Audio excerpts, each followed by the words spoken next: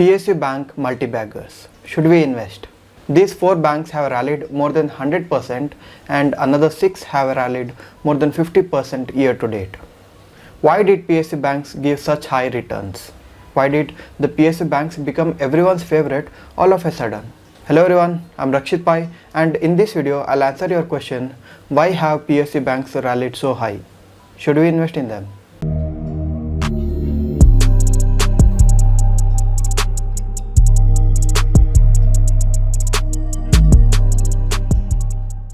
Why did PSU banks rally? PSU banks have delivered exceptional returns in the last month. Some even doubled their investment in a short period of time. But why did they rise together?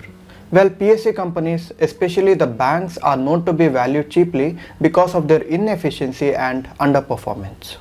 Not just that, their lending pattern is also not very investor friendly. They amass bad debts. They are forced to accept various government schemes that eat into their profit margins. But now that the banks have started rallying because of their good credit cycle, clean growth in net interest income as well as net interest margin and falling NPAs have led to such positivity around the companies. Here, credit growth is nothing but the rise in demand for bank loans. Now you tell me when the bank's loan demand will increase. Is it during low interest period as we have seen until now, or is it during the high interest period as we are about to see here on? The low interest rate environment allows banks to charge a premium and quote loans at a slightly higher rate.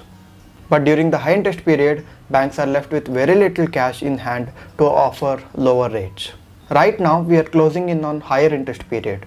So in that sense, staying away from bank is actually suggested. In fact, simply ask your banks what the current interest rates are, compare them to the last year and you will be pleasantly surprised. Anyway, until now the credit growth was higher than the deposit because PSU banks' penetration in the Indian market is quite high. They are able to get deposits from the public, and the restructuring of public lenders, improvement in banks' finances and now a drop in non-performing asset have all led to rise in share price. Shri Jhunjhunwala in fact had previously explained this.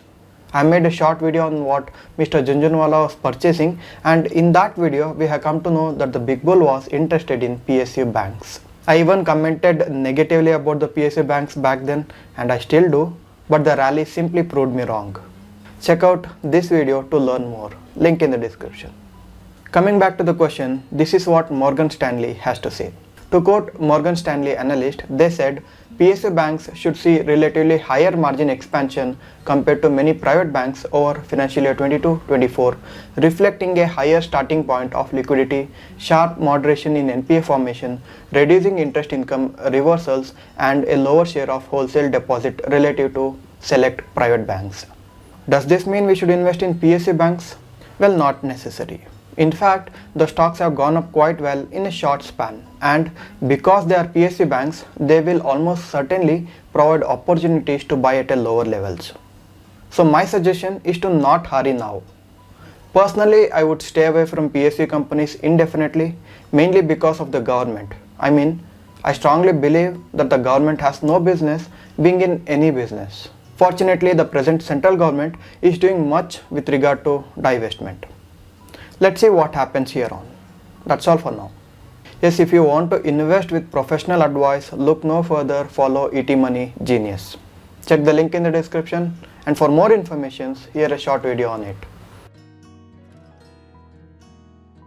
Making money in the stock market isn't easy, right? That's when I realized that in order to earn better returns, instead of running behind top mutual funds, why not try ET Money Genius? ET Money Genius will understand your risk profile and suggest various mutual funds where you can invest. For instance, you can invest in a mix of index funds of large, mid-sized and even small cap companies. Why not try international equity, and even debt instruments and gold funds are offered. Basically, you get a very well diversified portfolio. Not only that, ET Money Genius will also make timely adjustments to your portfolio such that your portfolio returns are not affected by changes in the market. So what are the expected returns? Well, if you had invested as per ET Money Genius high growth mutual fund strategy for any 7 years in the last 15 years, you would have earned 16.1 CAGR returns. The wait ends here because with no additional work, you can earn a wonderful return just by subscribing to ET Money Genius membership. Check the link in the description.